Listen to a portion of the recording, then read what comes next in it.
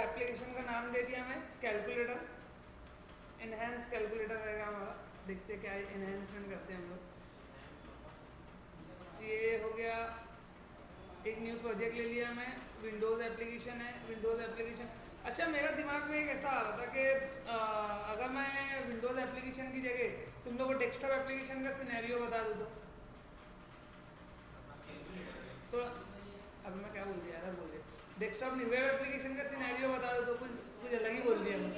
Windows application और desktop application दोनों same है। हाँ, वेब एप्लीकेशन का सिनेरियो बता दो तो सिनेरियो बोलेगा डेटा सेव करना, डेटा रिट्रीव करना उसके अंदर और गिविट में डेटा डिस्प्ले करना। डॉटनेट के अंदर कैसा रहता है कि डेस्कटॉप वेब दोनों मांगते हैं। कंपनी लेवल पे से उतना तो नहीं बता पाऊंगा एक एप्लीकेशन के अंदर, लेकिन तुमको कुछ ना कुछ आइडिया हो जाएगा उसका ASP.NET का। फिर ASP.NET को आगे बुक से तुम लोग पढ़ के खुद से सीख सकते हो। और कोडिंग वगैरह तो कोई VB.NET की रहती है उसके अंदर, सॉरी C# मतलब डेस्कटॉप की कोडिंग रहती है। C#.NET या फिर VB.NET दोनों लैंग्वेज सपोर्ट करता है ना ASP.NET। तो दोनों में से कोई एक लैंग्वेज सेलेक्ट करो तो तुम लोग C# सेलेक्ट करके वेब एप्लीकेशन बना सकते हो। अभी बनाया नहीं, इसके लिए बोल रहा हूँ कि इसको चेंज कर सकते हैं हम लोग, है ना। एक वेब पेज बनाते हैं, उसमें तुम लोग का HTML CSS वगैरह भी थोड़ा कवर हो जाएगा। थोड़ा एक अच्छी सी वेबसाइट बना के बताता तुम लोग। वेबसाइट बनाने का रहेगा ना तो फाइल में जाने का, फाइल में जाके न्यू वेब एप्लीकेशन। बस सिंपल वेब एप्लीकेशन बना रहा हूँ पहले मैं, एडिशन ऑफ 2 नंबर और वैसे वेब एप्लीकेशन बनाऊंगा, उसके बाद आगे हम लोग देखेंगे। तो फाइल में जाने का, न्यू वेबसाइट में C# में ASP.NET एम्प्टी वेबसाइट, एम्प्टी लो या फिर क्या लो डायरेक्टली ASP.NET वेबसाइट। अगर तुम एम्प्टी वेबसाइट लोगे तो ब्लैंक वेबसाइट क्रिएट करेगा, और तुम ASP.NEट वेबसाइट लोगे तो कुछ जो हर वेबसाइट के लिए रिक्वायर्ड मतलब फाइल रहती है। जैसे एक पेज, एक कंसेप्ट है इसके अंदर मास्टर पेज और एक होता है कंटेंट पेज। मास्टर पेज और एक होता है content page. Master page content page का फंडा कैसा है, जैसा master page just like your MDI page और कंटेंट पेज चाइल्ड फॉर्म। समझ जाएगा। डेस्कटॉप एप्लीकेशन के अंदर जो हम लोग MDI क्लियर करते हैं, MDI का full form multiple document interface, जो हम लोग मेन MDI बनाते थे फिर उसके अंदर उसको उसका चाइल्ड क्रिएट करते थे। जब मैक्सिमाइज करते थे तो उसकी क्लोज बटन जो मेन क्लोज बटन है उसके नीचे आती थी, बराबर ना। ये चीज की हम लोग डेस्कटॉप पे। तो वैसे ही यहाँ पे हमको करना रहता है, तो मास्टर पेज और कंटेंट पेज रिलेशनशिप क्रिएट करना रहता है। तो जब मैं मास्टर पेज कैसा रहता है, देखो जैसे अभी मैं फेसबुक विजिट किया, बराबर। फेसबुक के अंदर यहाँ पे फेसबुक का लोगो है, यहाँ पे होम और जो भी इसका मेन्यूज है, ये साइड में उसका एडवर्टाइजमेंट है, ये साइड में उसका मेन्यू है, यहाँ पे उसका फूटर है, बराबर। ये है फेसबुक का आर्किटेक्चर। अब जब मैं होम पे क्लिक करूंगा तो यहाँ पे आएगा, ये सब एज इट इज वैसे ही रुका रहेगा। मैं मैसेज पे क्लिक किया तो यहाँ पे मैसेज आ जाएगा, लेकिन ये सब चीज एज इट इज वैसे रुकी रहेगी। तो ये जो है ये क्या है मेरा, जो जितना शेडेड एरिया जो मेरा है, ये मेरा शेडेड एरिया जो है ये मेरा मास्टर पेज है। और कंटेंट पेज जो रहता है खाली कंटेंट बताता है। मास्टर पेज में ये कंटेंट जो चेंज होने वाले कंटेंट है वो। तो एक वेबसाइट हम लोग क्रिएट करते हैं तो मोस्टली उसमें 1 और 2 मास्टर पेज रहेंगे, लेकिन कंटेंट पेज जो क्या रहेंगे, एक मास्टर के लिए मिनिमम मतलब कम से कम तुमको नॉर्मल वेबसाइट में 8 से 9 कंटेंट पेज रहेगा। होम हो गया, अबाउट हो गया, कॉन्टेक्ट्स हो गया, मैप हो गया, जो एक प्रॉपर कुछ भी जो ऐड अपडेट डिलीट का रहेगा वो हो गया, ऐसा कुछ तो रहेगा, समझ में आएगा। तो वो हो गया तुम्हारा कंटेंट पेज। तो हम लोग क्या करते हैं, एक पूरा लुक एंड फील डिजाइन कर लेते हैं। यानी जैसे मेरे को स्लाइडर डालना है, या फिर मेरे को मेनूज बनाना है, या मेरे को आइकॉन देना है, या यहाँ पे होम और कुछ से जो भी मेनू बनाना है प्रोडक्ट वगैरह के लिए, तो मेनू में एक मतलब क्रिएट करता हूँ, कंटेंट बदलते चले जाता हूँ। जब मैं क्या बोलते हैं, जब मैं कोई पर्टिकुलर मेनू के ऊपर क्रिएट करता हूँ तो कंटेंट पेज क्या हो जाता है, डायनामिकली लोड होता है मास्टर पेज के अंदर। मतलब बेसिकली होता है ये मेरा कंटेंट पेज है, जैसे मैं क्लिक किया तो कंटेंट पेज, सॉरी ये मेरा मास्टर पेज है। कंटेंट पेज क्या होता है, एक जैसे रहता है। कंटेंट पेज क्या होता है, इसके अंदर इंसर्ट है। तो अगर कोई भी एक वेब पेज की मैं बात करूँ तो कोई भी वेब पेज के अंदर क्या होता है, सिंपल मैं देखूंगा तो उसके अंदर HTML होता है, HTML की क्लोजिंग होती है, समझ जाएगा। HTML होता है, HTML की क्लोजिंग रहती है, HTML की क्लोजिंग, उसके बाद यहाँ पे उसकी बॉडी आएगी, ये बॉडी की क्लोजिंग। तो ये इतना जो पार्ट रहता है और ये इतना जो पार्ट रहता है ये मास्टर के अंदर रहता है, लेकिन इसके अंदर एक डाइव रहता है, वो डाइव की क्लोजिंग रहती है। मतलब लॉजिकल डिवीजन हम लोग क्योंकि एक होता है डाइव, एक होता है स्पैन, दोनों ही लॉजिकल डिवीजन क्रिएट करते हैं, लेकिन डाइव जो है वो ब्लॉक लेवल डिवीजन क्रिएट करता है, जबकि स्पैन जो है वो ब्लॉक लेवल डिवीजन नहीं क्रिएट करता बल्कि इनलाइन डिवीजन क्रिएट करता है। इनलाइन डिवीजन मतलब कैसा कि मेरे को एक मैसेज बॉक्स चाहिए, मेरे को एक मैसेज बॉक्स चाहिए, मैसेज बॉक्स में मैं चाहता हूँ यहाँ पे इमेज आए ऐसा बना हुआ, ठीक है, और इमेज के आगे ही मैसेज लिखा हुआ है जस्ट कोई लाइन में, तो इस टाइम पे मैं स्पैन यूज करूंगा। इनलाइन डिवीजन मेरे को क्रिएट करना है। समझ में आ रहा है? समझ में आ रहा है क्या बोल रहा हूँ मैं? नहीं समझ में आ रही बात, प्रैक्टिकल से बताता हूँ, समझ में आ रही है तो अभी इतना समझ लो, सिर्फ सुन लो क्या बोल रहा हूँ। एक होता है डाइव, एक होता है स्पैन, बराबर। डाइव जो है वो क्या करता है, ब्लॉक लेवल डिवीजन क्रिएट करेगा, जबकि स्पैन जो है वो क्या करता है, इनलाइन डिवीजन क्रिएट करता है। उसके एग्जांपल हम लोग HTML में कैसे ले सकते हैं, ये देखो, मैं एक सिंपल से ASP.NET पहले डाइव स्पैन बताता हूँ, उसके बाद आगे ASP.NEट पे थोड़ा फॉरवर्ड करता हूँ उसको। विजुअल C# लिया, ASP.NET वेबसाइट लेने के बाद मैं ASP.NET वेबसाइट लूँगा तो बहुत सारे पेजेस मेरे को ऑलरेडी बने बनाए मिलेंगे, तो मैं फिलहाल वही वाली वेबसाइट लेता हूँ।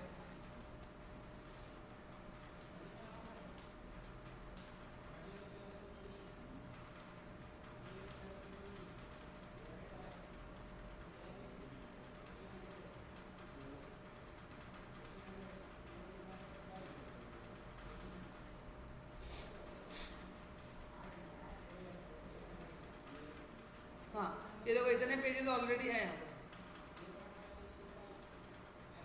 पहले ये पेजेस को कुछ रिव्यू कर लेते हैं हम लोग। देखो इसके अंदर तो पहले मेरे पास क्या है, अकाउंट नाम का एक फोल्डर है। अकाउंट नाम के फोल्डर के अंदर भी बहुत सारे पेज है। हर पेज के अंदर, हर जो वेबसाइट के अंदर लॉगिन रहेगा, हर वेबसाइट के अंदर रजिस्टर रहेगा। लॉगिन मेरे को मिल गया, रजिस्टर मेरे को बना बनाया मिलता है। अब अगर लॉगिन होगा तो एक पासवर्ड होगा, वो पासवर्ड चेंज होना चाहिए, तो चेंज पासवर्ड भी मेरे को मिल जाता है। समझ में आएगा? चेंज पासवर्ड मेरे को बना बनाया मिला। अब पासवर्ड अगर सक्सेसफुली चेंज हो गया तो सक्सेस पासवर्ड का एक पेज आएगा, उस पर लिखा रहेगा पासवर्ड चेंज सक्सेसफुली। समझ में आया? इतने पेजेस है, मीनिंग सबका मतलब वो मीनिंग समझ में आ गई है। उसके नेम डिस्क्रिप्टिव नेम है, दिख नहीं रहा। रजिस्टर मतलब जैसे मैं अभी फेसबुक पे गया, मेरे पास यूजर नेम पासवर्ड नहीं है, तो कहाँ से आएगा यूजर नेम पासवर्ड मेरे पास? मैं उसको पहले रजिस्टर करूंगा ना, तो मेरी वेबसाइट पे कोई बनता आएगा तो उसको यूजर नेम पासवर्ड कौन देगा? मैं ही दूंगा यूजर नेम पासवर्ड। तो पहले वो रजिस्टर करेगा, मेरे को अपनी डिटेल देगा, तो मैं उसको यूजर नेम पासवर्ड दे दूंगा लॉगिन के लिए। तो रजिस्टर से वो क्या करेगा, यूजर नेम पासवर्ड लेके लॉगिन करेगा। लॉगिन करने के बाद रजिस्टर करेगा, तो उसके बाद यूजर नेम पासवर्ड उसको मिल जाएगा। यूजर नेम पासवर्ड लेके लॉगिन करेगा। इनकेस उसको पासवर्ड चेंज करने की जरूरत पड़ती है तो चेंज पासवर्ड.ASPX को यूज करेगा। समझ में आएगा? जैसे हम लोग विंडोज फॉर्म के अंदर देखे थे, एक विंडोज फॉर्म के अंदर क्या रहता है, एक विंडोज फॉर्म में 3 फाइल रहती है। कौन कौन सी? एक तो .db फाइल रहती है, सॉरी .cs फाइल रहती है, एक .designer.cs रहती है। ये दोनों का मैं तुमको भी दिखाया था। .cs फाइल क्या कंटेन करती है, तुम्हारा जो बिजनेस लॉजिक है वो, जो तुम डबल क्लिक करके कोड करते हो, जहाँ तुम्हारे सब फंक्शन लिखे हुए। डिजाइनर क्या कंटेन करती है, मैं ड्रैग एंड ड्रॉप करता हूँ तो पीछे डिजाइनर का C# का कोड या फिर डिजाइनर। और एक जो रहती है .resx फाइल जनरेट होती है, बराबर। वैसे ही ASP.NET के अंदर भी क्या है, 3 फाइल जनरेट होती है, एक्चुअली 2 ही फाइल जनरेट होती है। एक जो रहती है, फॉर एग्जांपल पेज का नाम क्या है, रजिस्टर मैंने पेज लिया तो एक फाइल जनरेट होगी, इसका नाम रहेगा register.aspx, ठीक है। एक फाइल रहेगी register.aspx, वो तो फाइल डिस्क्रिप्टिव हो गया क्या? हाँ, 2 डॉट है, 2 डॉट है, ये देखो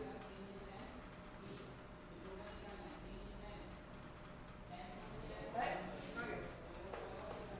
2 डॉट है इसके, तो वैसे इसका आर्किटेक्चर। तो एक है register.aspx, एक है register.aspx, यहाँ पे तो 2 डॉट है। .designer.cs है ना, तो register.aspx, register.aspx.cs। अब दोनों के नेम से समझ में आ रहा है दोनों में क्या रहने वाला है। ASP के अंदर क्या रहेगा, ASP के टैग रहेंगे, ASPX फाइल के अंदर जो रहेगा ASP के टैग रहेगा, और .cs के अंदर क्या रहेगा, C# का कोड रहेगा। समझ में आया? सिंपल डिस्क्रिप्टिव कोड है, तो ज्यादा मैटर नहीं होता इससे, 3 दिन नहीं है। हाँ, अगर मैं 2 चीज होती है ASP.NET में, एक होती है वेब एप्लीकेशन, एक होती है वेबसाइट, और एक होती है वेब एप्लीकेशन।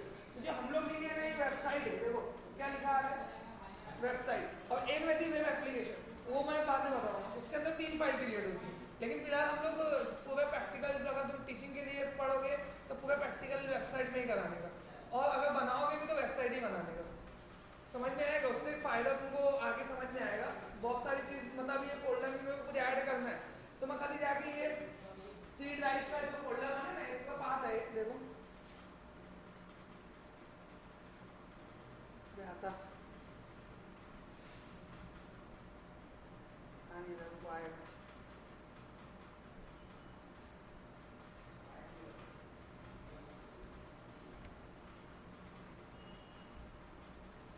हाँ आया है, C user card document Visual Studio 10 ये पेज। तो ये वेबसाइट 5 करके जो है ना, ये फोल्डर के अंदर अगर मेरे को कुछ यहाँ पर चाहिए मैं डायरेक्टली कॉपी कर दूंगा तो मेरे को मिल जाएगा, जबकि वेब एप्लीकेशन में ऐसा नहीं होता। वेब एप्लीकेशन में तुमको राइट क्लिक करके ऐड में जाके न्यू आइटम में जाके उसको सेलेक्ट करना पड़ता है। समझा मैं क्या बोला, फर्क क्या है दोनों के अंदर? तो इसके लिए हम लोग क्या करते हैं, वेबसाइट लेते हैं, क्योंकि अभी मेरे को क्या लगने वाला है, अभी मेरे को बूटस्ट्रैप के बारे में बताया था ना, बूटस्ट्रैप तो बताऊंगा थोड़ी देर बाद। तो हाँ, अभी मेरे को क्या करना है, इसके अंदर कुछ फाइल ऐड करना है जो कि ऑलरेडी मैं टेम्पलेट डाउनलोड करूँगा इंटरनेट से। मतलब कोई डिजाइनर, तो मेरे कोई डिजाइनर तो हूँ नहीं, बैठ के फोटोशॉप में फोटो वीडियो बनाऊंगा मैं, तो मैं क्या करूँगा, पूरी जो फॉर्मेटेड CSS है ना, टेम्पलेट जिसको हम लोग बोलते हैं, टेम्पलेट वही रहता है, पूरा टेम्पलेट मैं डाउनलोड करके इसके अंदर डाल दूंगा, और वो टेम्पलेट को क्या बना दूंगा, मैं मास्टर पेज बना दूंगा। अब पूरी डिजाइन है टेम्पलेट के ऊपर, सब कुछ है, फोटो है, इमेजेस है, एनिमेशन है, सब है, ठीक है। खाली कंटेंट क्या होगा, कंटेंट पेज डालते चले जाएगा, तो वेबसाइट मेरी हो गई ना। समझ में आया? फ्री टेम्पलेट मेरे को मिलता है ऑनलाइन, ये बहुत पैसा कमाने वाली चीज़ है। तुम नॉर्मल कोई भी एक बंदे को, तो बिजनेस है जिसको समझ लो ढोटा बिकता है, सिंपल ढोटे, अगर बहुत बड़ा बिजनेस है उसका, वो बोलता है मेरे को वेबसाइट बना के दे, 5-6 हज़ार रुपया लेके तुम आराम से उसकी वेबसाइट बना के दो, कुछ नहीं रहता उसमें, खाली वो फोटो लेने का, उसके प्रोडक्ट का फोटो खींच के उसको फर्निश करने का और डालने का, वेबसाइट पे डाल दिए, बना दिए, बस उसको लाइव पे डाल के दे देगा। लाइव पे डालने का खर्चा वो करेगा, मैं क्यों करूँगा? 5-6 हज़ार मेरे को डेवलपमेंट का चार्ज मिलता है, और आराम से 20 दिन के अंदर, मतलब तुम लोग जैसे लोग 20-22 दिन के अंदर बना लोगे, मतलब बिगिनर्स की बात कर रहा हूँ, समझ में आएगा? 20 से 22 दिन के अंदर तुम लोग 6 से 7 हज़ार रुपया कमा सकते हो आराम से, अगर सही में आता है। लेकिन मसला कैसा होता है कि जल्दी मिलते नहीं है क्लाइंट, क्या फिर वही समझ लो,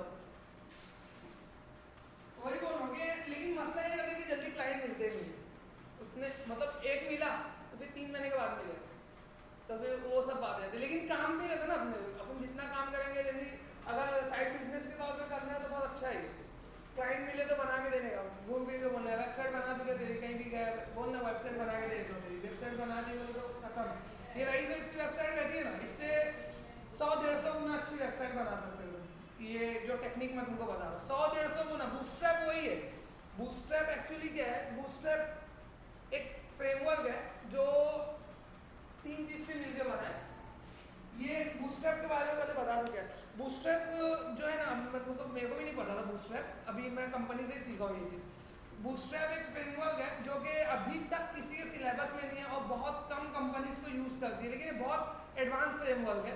कैसा एडवांस फ्रेमवर्क है, जैसे मैं पहले की बात करूँ, अगर पहले कैसा होता था, फेसबुक का 2 URL था, एक URL था m.facebook.com, एक URL था touch.facebook.com, एक URL था www.facebook.com।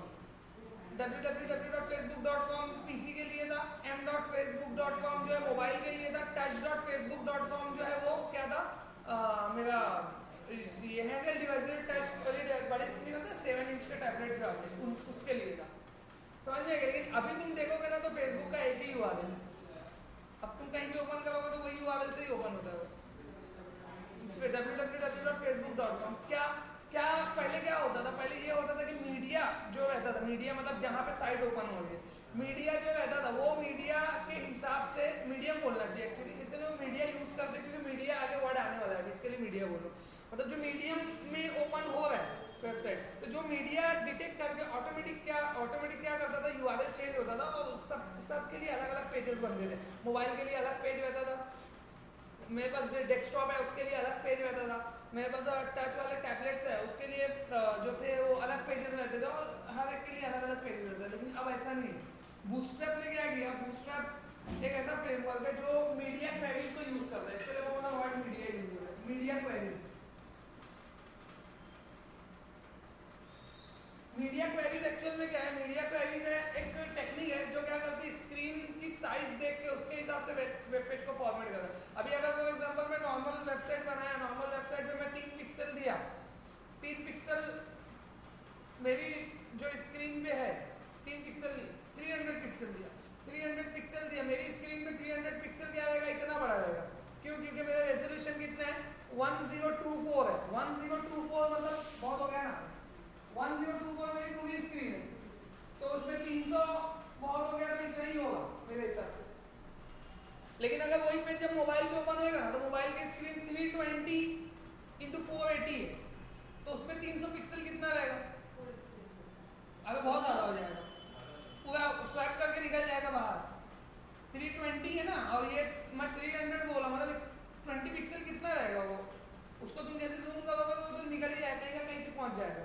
तो ये प्रॉब्लम था, समझ में आएगा? ये वहाँ पे प्रॉब्लम था, तो वो प्रॉब्लम को मीडिया क्वेरी ने सॉल्व कर दिया। मीडिया क्वेरी क्या करती थी? स्क्रीन के रेजोल्यूशन के हिसाब से परसेंटेज कैलकुलेट करती थी और उसको परसेंटेज के हिसाब से कम करती थी।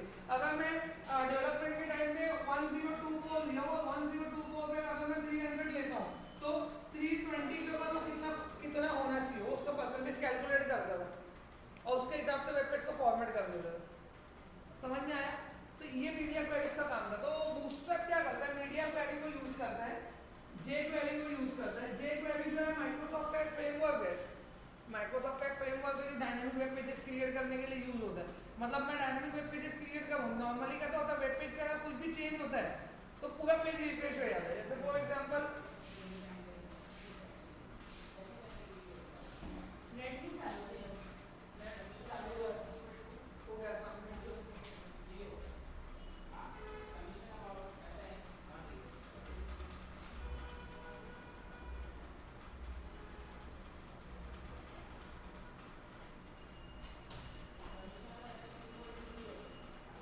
नहीं कनेक्ट हो रहा पासवर्ड डालो, है, पासवर्ड डाला हुआ होगा ना, होना चाहिए फिर।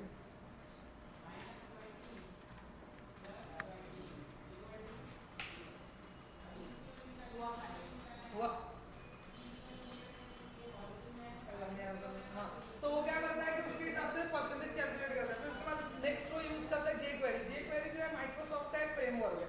माइक्रोसॉफ्ट का फ्रेमवर्क किसके लिए यूज है? डायनामिक वेब पेजेस के लिए। मोस्टली जो मेरा HTML रहता है, HTML के ऊपर जैसे मेरा ये HTML पे मेरे को कोई एक यहाँ पे सिर्फ एक टेक्स्ट को चेंज करना है, तो मेरे को क्या करना पड़ता है? पूरे पेज को रिफ्रेश करना पड़ता है।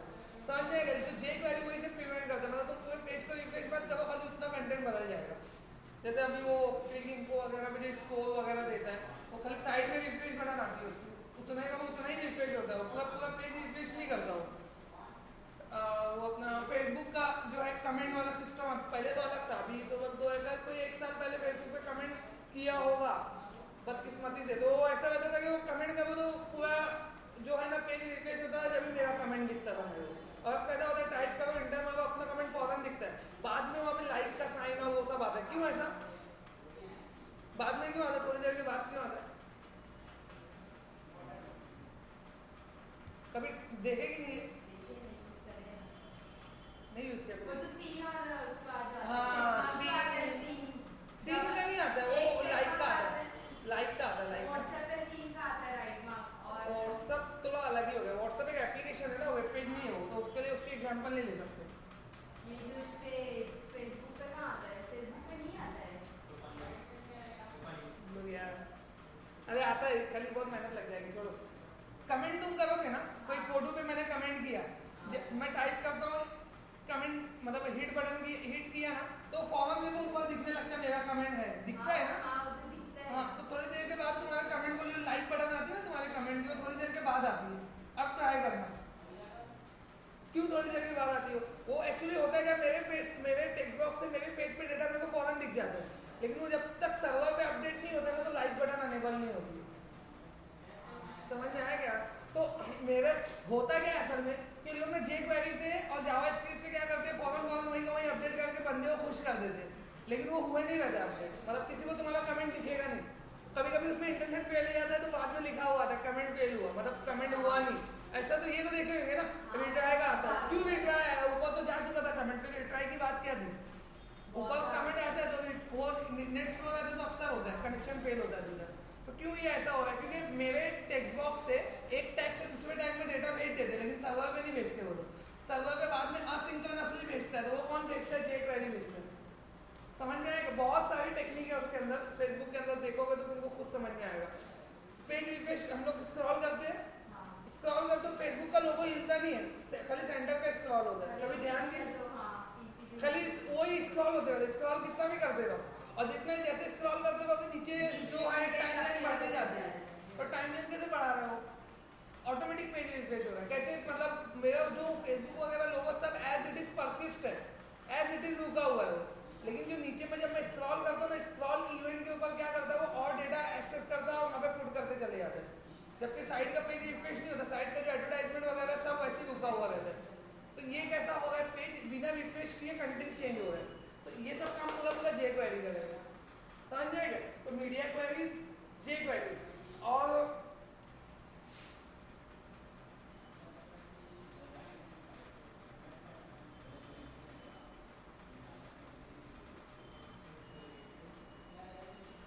ऑब्जेक्ट ओरिएंटेड जावास्क्रिप्ट, ये तीनों को कंबाइन करके बनाया उसने बूटस्ट्रैप।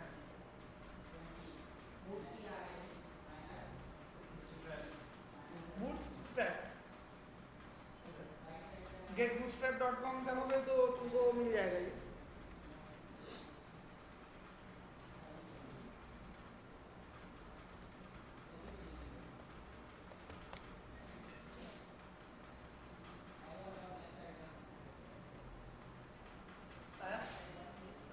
डाउनलोड बूटस्ट्रैप करने का एक फोल्डर मिलेगा, ये फोल्डर के अंदर क्या क्या रहेगा वो देखो, एकदम सिंपल फंडा है। हाँ ऑलरेडी डाउनलोडेड है, अच्छा ये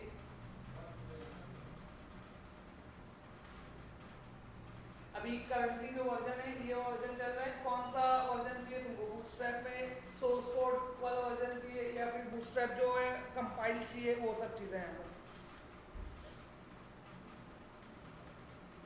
ये देखो फोल्डर है इसके, बूटस्ट्रैप फोल्डर के अंदर एक CSS फोल्डर रहेगा, एक JS फोल्डर रहेगा, एक फॉन्ट फोल्डर रहेगा, समझ में आएगा। CSS फोल्डर के अंदर बहुत सारी CSS फाइल रहेगी जिसमें jQuery की CSS भी रहेगी और मीडिया क्वेरीज की CSS भी रहेगी। JS के अंदर क्या रहेगा, JS के अंदर जावास्क्रिप्ट रहेगा, ऑब्जेक्ट ओरिएंटेड जावास्क्रिप्ट, बराबर। और फॉन्ट के अंदर क्या रहेगा, जो फॉन्ट वो यूज करता है फॉर्मेटिंग के लिए, वो फॉन्ट की फाइल रहेगी यहाँ पर।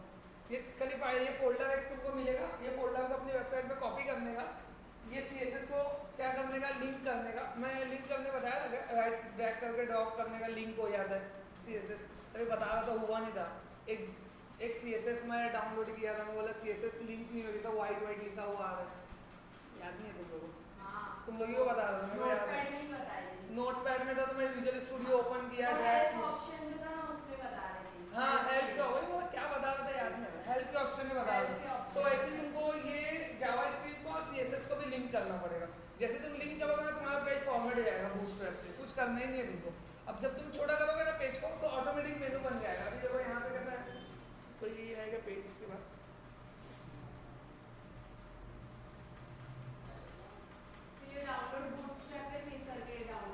डाउनलोड बूटस्ट्रैप करोगे तो एक रेयर फाइल मिलेगी तुमको, वो रेयर फाइल के अंदर एक फोल्डर रहेगा, वो फोल्डर के अंदर 3 फोल्डर रहेंगे, फॉन्ट का फोल्डर रहेगा, उसके अंदर JS का फोल्डर रहेगा, जावास्क्रिप्ट का फोल्डर रहेगा और CSS का फोल्डर रहेगा, उसके अंदर फाइल रहेगी, उसको अपने फोल्डर में कॉपी कर देना, उसको निकाला मैं डाल दिया, देखो मैं कर देता हूँ।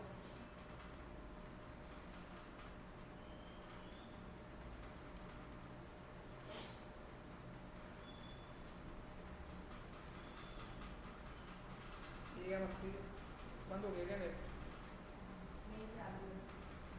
ये क्या दे रहा है नया नया,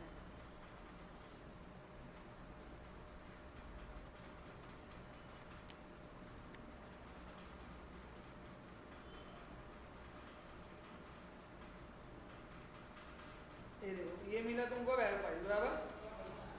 ये रेयर फाइल के अंदर चेक करना रहेगा मुझको क्या क्या है,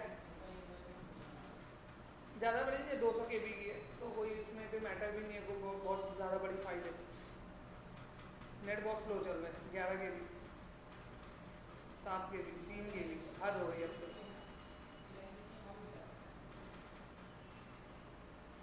किसी ने डाउनलोड लगाया होगा बाहर। ये देखो, ये फोल्डर है, मेरे को ये बूटस्ट्रैप का फोल्डर यूज़ करना है। राइट क्लिक करके एक्सट्रैक्ट कर दिया, एक्सट्रैक्ट किया तो यहाँ पे बूटस्ट्रैप का फोल्डर बन गया है, ठीक है। ये फोल्डर मेरे को मेरी वेबसाइट में चाहिए, इसको कॉपी किया, कॉपी करने के बाद माइक्रोसॉफ्ट विजुअल स्टूडियो में गया, यहाँ पे आया, इधर ये वेबसाइट में चाहिए, राइट क्लिक किया, ओपन फोल्डर इन विंडोज एक्सप्लोरर, बराबर। यहाँ पे आके पेस्ट कर दिया फोल्डर को, वापस यहाँ आया, यहाँ पे आके इसको रिफ्रेश कर दिया, आगे इधर, समझा। ये इंक्लूड हो गया बूटस्ट्रैप, लेकिन अब बूटस्ट्रैप तो इंक्लूड हो गया, तो अब क्या करना रहेगा, खाली ड्रैग एंड ड्रॉप करना रहेगा। अभी मेरे को ये पेज को कनेक्ट करना है फॉर एग्जांपल, तो ये पेज का है। अब जब देखो, अब मसला कैसा होता है कि हमेशा मेरे को CSS वगैरह हेडर सेक्शन में माइंड करना रहता है।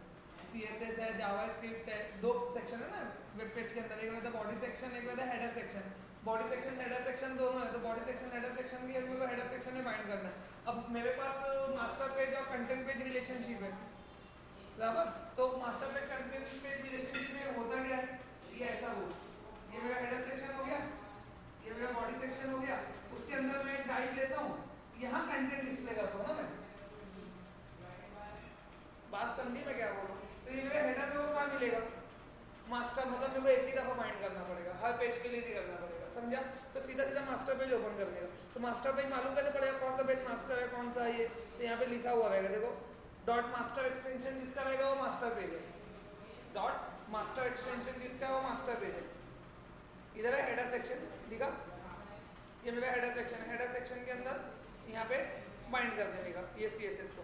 तो पहले CSS को बाइंड करने का, तो ये राइट क्लिक करके एक इसकी थीम है, तो बेसिकली ना ये लोग 5 थीम प्रोवाइड करते हैं, वेबसाइट की थीम है, पूरी थीम ही बन जाती है, वो बटन वटन लोगे तो ऑटोमेटिक फॉर्मेट होकर मिलती है, कुछ करने की ज़रूरत नहीं।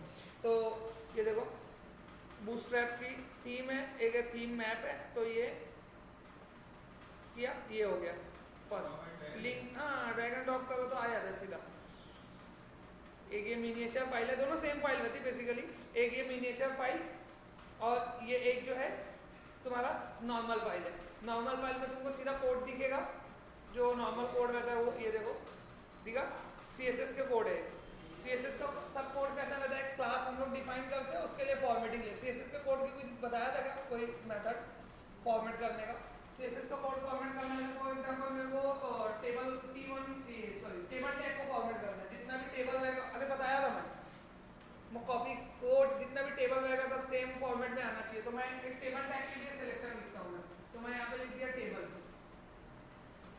अब टेबल के लिए मुझे जो फॉर्मेटिंग बनाना क्या है, हर टेबल का बैक कलर रेड रहना चाहिए, ऐसा मैं चाहता हूँ। ऐसा बैक कलर बहुत खराब लग गया, 4 कलर रेड रहना चाहिए, बैक कलर जो है वो मिंट ग्रीन रहना चाहिए। तो फॉर एग्जांपल मेरे को कलर यानी कि कलर से 4 कलर आएगा, कलर को मैं रेड लिख दिया। तो जितना भी टेबल क्रिएट होगा ना, तो ऑटोमेटिक CSS से उसका जो कलर है, 4 कलर जो टेक्स्ट का कलर है, वो क्या हो जाएगा, ऑटोमेटिक रेड हो जाएगा। समझ में आया, समझा ये क्या बोला मैं? तो वैसे CSS यहाँ पे बहुत सारी जी भर के लिखा है इसमें CSS, ये देखो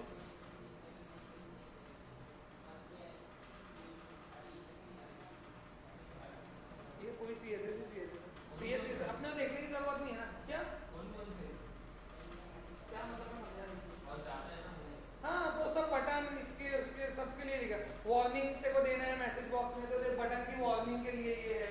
वार्निंग बटन के ऊपर अगर तू माउस मूव करता है, H ओवर इवेंट फायर होगा, तो उसके लिए फॉर्मेटिंग क्या है। अगर फोकस आएगा तो उसके लिए फॉर्मेटिंग, एरो ले जाओ तो बदलता है ना वो, तो ये एरो ले जाएगा तो ये चेंज होगा, तो उसके लिए फॉर्मेटिंग, बैकग्राउंड कलर, पोजीशन वगैरह बदलती है उसकी बटन की। ये देख, वार्निंग के लिए था ना, डिजेबल रहेगी बटन तो क्या रहना चाहिए, डिजेबल रहेगी तो उसका कलर चेंज हो जाता है, इमेज उस पर ना हो जाएगा, बटन डिजेबल है।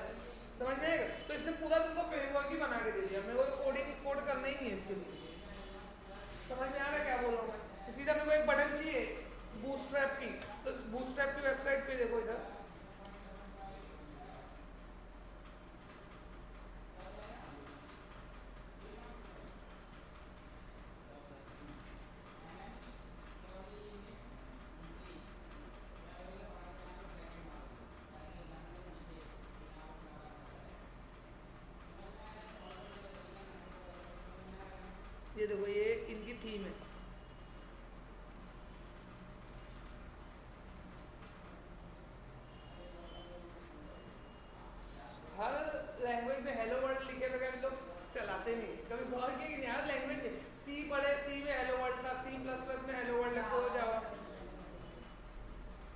थीम है देखो, ये प्राइमरी थीम है। प्राइमरी थीम में अगर कुछ सक्सेस डिफॉल्ट बटन लोगे तो ऐसी आएगी, मतलब बाय डिफॉल्ट जो बटन रहेगी वो ऐसी आएगी। प्राइमरी थीम से लेकर होगा तो ये प्राइमरी कुछ सक्सेस के लिए बताना है, तो ये इंफॉर्मेशन के लिए, वार्निंग के लिए, डेंजर के लिए, लिंक के लिए, ये थीम है उनकी। अगर तुमको साइज कम ज़्यादा करना है तो बटन की साइज, टेबल्स, ये देखो टेबल्स है इनकी, ये फॉर्म में टेबल आता है इसका। पूरा जबरदस्त ट्यूटोरियल है ये। थंबनेल अगर तुमको क्रिएट करना है, छोटे छोटे इमेजेस के थंबनेल क्रिएट करते हैं ना हम लोग, थंबनेल पता ना आपको, तो थंबनेल्स क्रिएट करना है तो उसके लिए इमेजेस के थंबनेल आते हैं, तो उसको कोड अगर तुमको देखना है तो नीचे इसका पूरा कोड भी बताएगा वो। ये देखो, ये तो क्या गए, हाँ ड्रॉप डाउन मेन्यू देखो, बहुत खूबसूरत सा ड्रॉप डाउन मेन्यू। तो ये सब तुमको कुछ करना नहीं है, तुमको सिर्फ क्या करना है, एक टैग तुम लिखोगे, तुमको पूरी फॉर्मेटिंग, जावास्क्रिप्ट का कोड सब तुमको लिखा लिखाया मिलेगा। जब तुम ये क्लाइंट को डिलीवर करोगे ना, क्लाइंट बोलेगा यार क्या वेबसाइट बना के दिया, अगर किसी और से पहले बनाया रहेगा वो इन केस, तो उसको सादा ड्रॉप डाउन लिस्ट, सादी बटन देख के वो कैसा इरिटेट हुआ रहेगा। तो अभी अगर उसको ये सब मिलेगा तो उसको कैसा लगेगा, खुद सोच सकते हो तुम लोग, बोले यार 6000 में उसने दिया यार, बहुत भारी दिया, दूसरे को ही बोलेगा उसको दे। समझ में आएगा, सीरियस बता रहा हूँ, बहुत आसानी से बनता है। और जब मतलब तुम स्टूडेंट्स को ये सब चीज़ बता दोगे ना कि हाँ ऐसा ऐसा फ्रेमवर्क मार्केट के अंदर है, ये है वो है, तो बोला यार सारों को कितना नॉलेज है, ऐसी बातें आती है।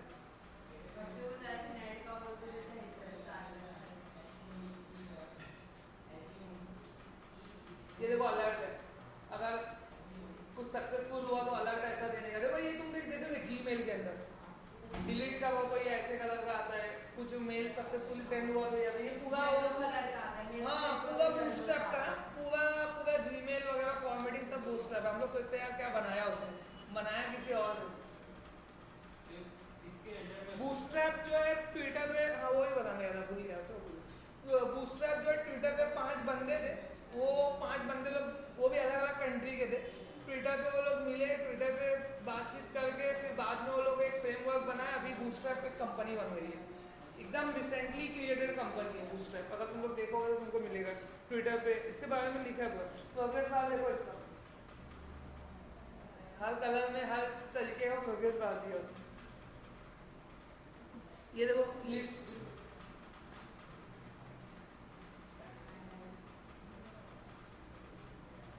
ठीक है वेल्स नया लाया। ये देखो स्लाइडर्स, फोटो वगैरह, ये बहुत बहुत वेबसाइट पे देखो एकदम बगम साठ रहता है, हर जगह मिलेगा, स्लाइड होते रहता है।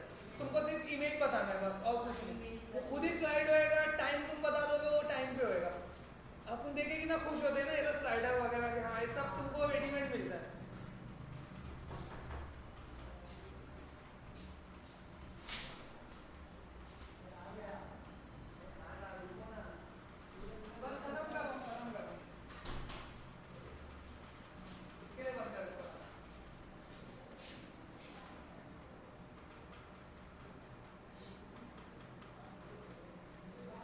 ये पूरा ट्यूटोरियल देखो, ये पूरा कौन सी बटन कैसे ऐड करना, तुमको कोड दिया है कॉपी करने का, पेस्ट करने का। देखो मैं एक करके बताता हूँ, होता आज ज़्यादा नहीं, खाली कंपनीज यूज़ करती है, सिलेबस वगैरह में तो किसी को नहीं पता रहेगा। क्या हम लोग कंपनी की सब वेबसाइट में बूटस्ट्रैप यूज़ होता है, CMMI लेवल 3 की कंपनी उन लोग यूज़ नहीं करेंगे, तो क्या लगता है ऐसे ऐसा चुन्नी प्रोडक्ट डिलीवर करेंगे क्लाइंट को। वो भी क्लाइंट कैसा है, ताज होटल वाले हैं, उनकी ये सब बड़े बड़े इनके क्लाइंट है।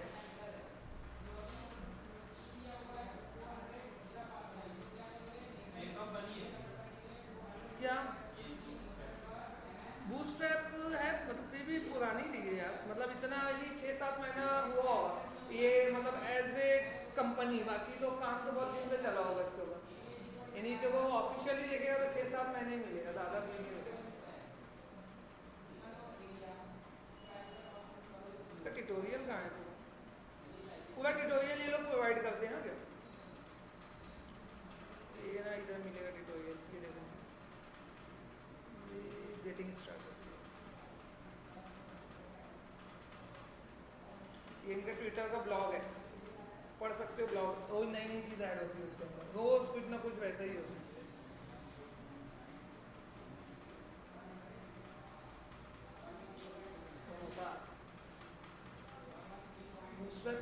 लेक्चर चलेगा, बूस्टरैप में आधा लेक्चर चलेगा।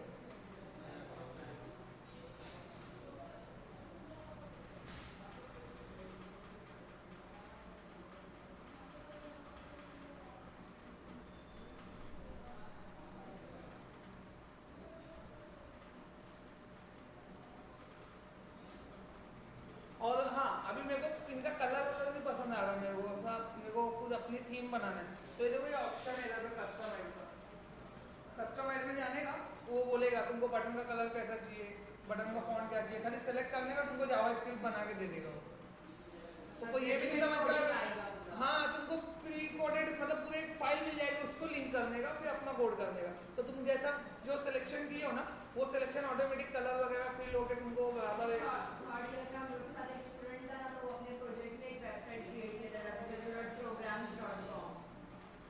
programs.com तो क्या था उसमें?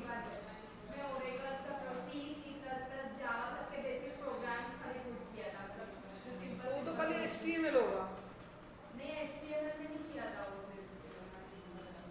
उसमें तो डायनामिक तो होगा नहीं उसके अंदर मेरे हिसाब से।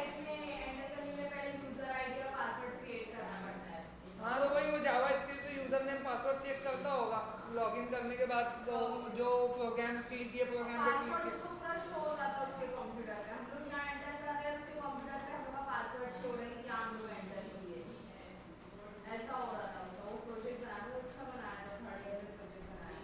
मैं समझा नहीं, पासवर्ड शो होता था सिक्योरिटी मतलब यूजर का पासवर्ड हम लोग ऐसे लगता है जो पासवर्ड एंटर करे वो सिक्योर है, किसी को शो नहीं हो रहा है, पर उसके पीसी पे शो हो रहा था। तो वो डेटाबेस में डालता होगा पासवर्ड पे, डेटाबेस में अगर पासवर्ड डालेगा तो डेटाबेस से तुम वापस खींच सकते हो ना। वो हम लोग को बोला था एक साथ साथ लॉगिन करो, मतलब वेबसाइट चेक करने के लिए, कि ये तो सबका पासवर्ड नेम के साथ बताता है, ये नहीं ये पासवर्ड। हाँ तो डेटाबेस में ऐड किया होगा, लॉगिन एंट्री डाल, लॉगिन एंट्री सिंपल है, लॉगिन एंट्री डेटाबेस में डाले तो डेटाबेस पे ग्रिड व्यू में टेबल बता दिए, और वो फॉर्म की अथॉरिटी और यूआरएल देने गए, लिंक ही नहीं दोगे तो कहाँ से जाएगा बंदा? जब जो जहाँ तुम लिंक दोगे तो वो वहीं क्लिक करके वहीं जा सकता है ना, तुम लिंक ही नहीं दोगे, वो उसकी लिंक खाली अपने पेज पे रखने का या अपने को मालूम रखने का, लिख के एंटर मारने या फिर वो पेज आएगा। तो तुम लोग जैसे तुम लोग दोनों लॉगिन किए और मैं यहाँ पे पेज पे एंटर मारा, तो तुम जब तुम लॉगिन बटन पे क्लिक करोगे तो लॉगिन करने के बाद तुम्हारा यूजर नेम पासवर्ड अगर सही है तो वो क्या करेगा, उसको उठा के डेटाबेस में भी डाल देगा। एक ही क्वेरी की तो जरूरत है, एक इंसर्ट कमांड चलाने की जरूरत है, और क्या, एक इंसर्ट कमांड तुम चला दिए, वो इंसर्ट कमांड से डेटा वो रिकॉर्ड ऐड हो गया, वो रिकॉर्ड को तुमने डिस्प्ले कर दिया। हाँ तो उस टाइम हट के लगा, लेकिन अभी तो समझ में आ रहा होगा ना क्या टेक्निक है।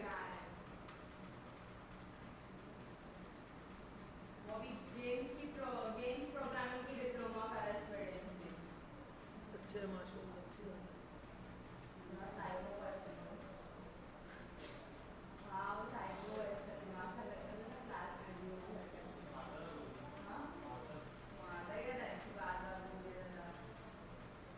नहीं ऐसे लोग थोड़ा रहते हैं, ऐसा मसला नहीं देने का उसका।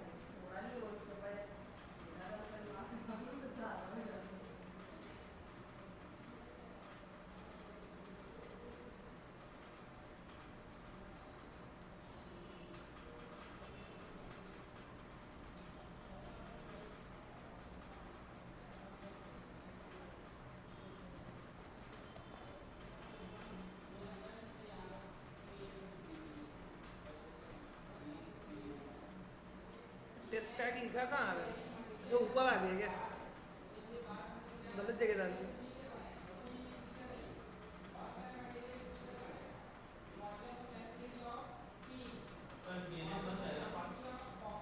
100% कल सब बंद।